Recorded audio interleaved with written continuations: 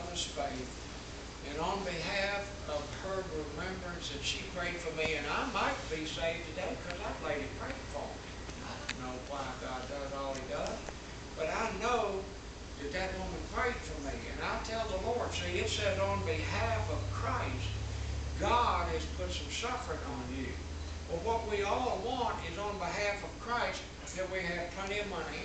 We don't have any leaks in our roof anymore. Our cars never break down. And God, why would you do this? Why you let me hit a rock in the middle of the cockeyed road and mess up my stinking van? Why you make my alternator go out? How come you didn't teach me that a dipstick is to look at fluid levels of whatever? I got one busted too. I mean, mine busts too, and I do check my fluids. And I learned that with airplanes. You just mess up, you don't check them with airplanes, and you quit up yonder, sun, gravity is going to bring you down, and you're going to land whether you got an airport or not. And it just helps to check the oil. How come? How come? How come? How come we want to have our babies at home? We teach home birth. How come? And then how come we have trouble? How come? How come? I don't know. But I know this. My God never makes a mistake. And yet I get mad at him and say, you're not fair. Why'd you do this? And he says, well, because I've given it to you on behalf of my son, who was obedient even unto death. And on behalf of him, I'm going to have you suffer. And we said, well, I don't like that. And he really jumps to, doesn't he? He just said, oh, you know, I'm sorry, I made a mistake, and I should have asked you first. You know, I forgot that you really got it all figured out. And he says, by the way, where were you when I was talking to Eve over in the garden? Oh, well, I really don't know where I was, Lord. Lord, there are two schools of thought on that. Either in the beginning you created a certain number of souls and you give one at conception every time a little baby is conceived, or you create a soul at the moment of conception. Now, I'm not real sure where I was. He said, well, there's a whole lot of things you're not sure about, aren't there? And if you be honest, you have to say, yeah. And then I want to encourage you that he's appointed it unto us that we have afflictions and that we suffer. And if I could walk up to you and tell you, say, hey, this is why all of this happened, but I'm not capable of doing that. I don't have the knowledge, I don't have the light,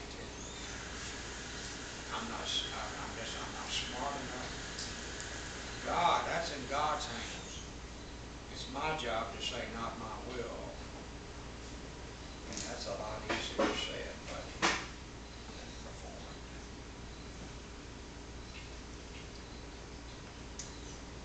And here's my last thought. It lies in two verses. Verse 26 of chapter 1, at the end of it, 27. That ye stand fast in one spirit. Now let me tell you all this, and it's for me as well as anybody here. If you come to this church, it's between you and God why you come. But if you're here and you're wondering, how come there are not souls getting saved? Before you get too upset with me, I'd like you to go to the mirror and look at that person in the mirror and say, now, you know, there ought to be somebody got saved with all those people I talked to last week. Or you. You know all those people you talked to last week about the Lord, and you know all those people you prayed for, and you know when you were reading your Bible and God laid it on your heart, and you just put that aside and you went and talked bad and ugly anyway, and you got mad at God. And then you say, well, people say Old Path Baptist Church is dying. And people say, yeah, I went on the street for years and we really loved it, and I got mad when you quit going on the street, but now I think you were wrong for going on the street.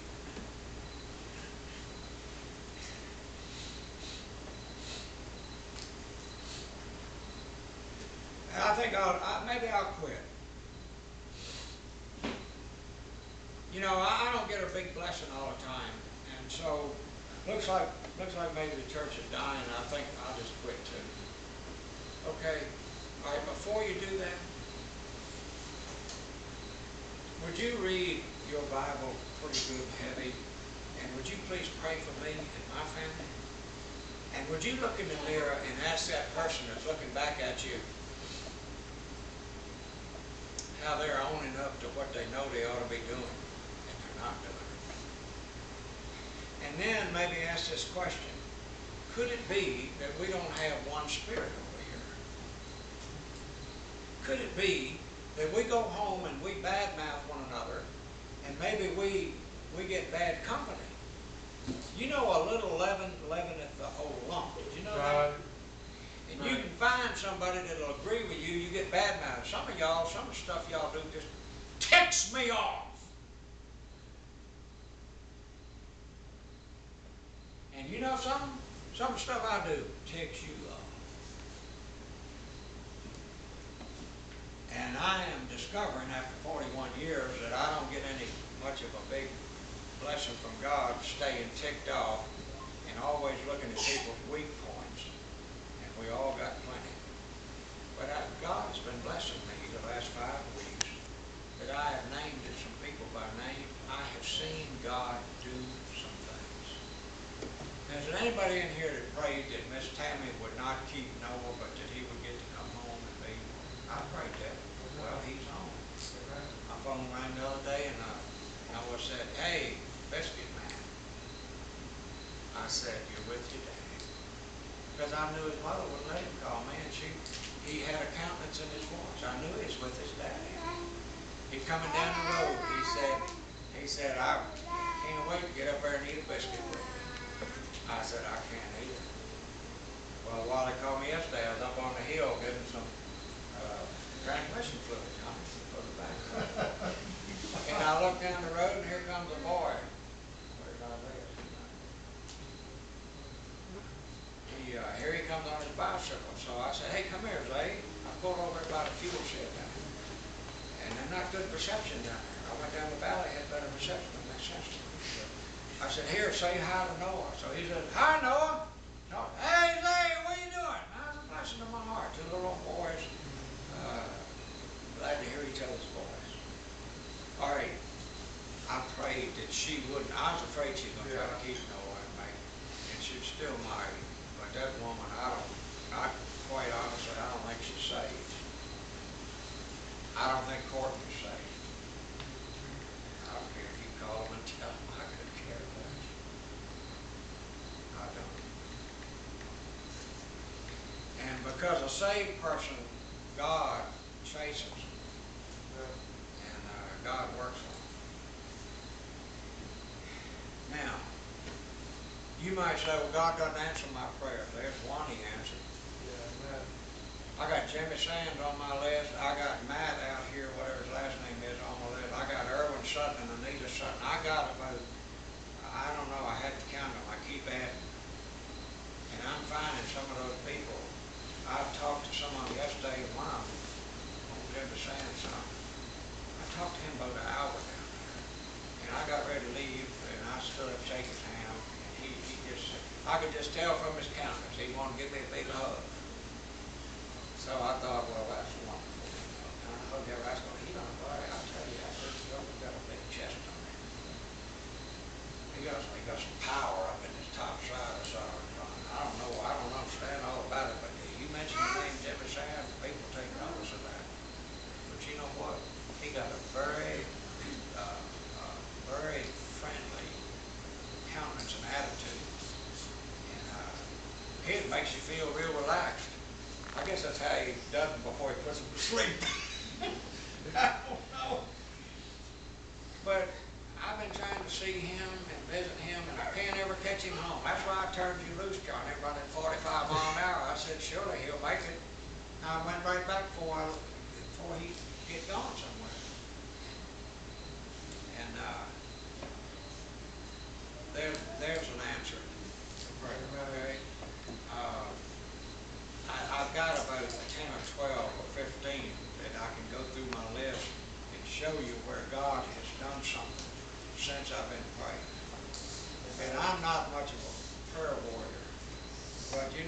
showed me something else. I'm supposed to go pray, whether I feel like it or not. And I'm supposed to pray. It pleases God that I pray. And man ought always to pray. And I feel about as spiritual as a cockeyed dead skunk in the road. And yet I pray, and I fail a lot of days. I don't make it through my prayer list.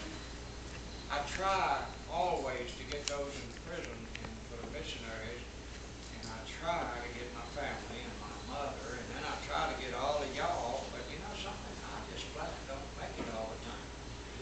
I find myself sometimes at the end of the day, I haven't gotten through my list, and I think, well, I'll just finish it up right here in bed. And I lay there and I say, dear Lord, I pray for Brother Mac for, well, and I start in the front row, I pray for Brother Mac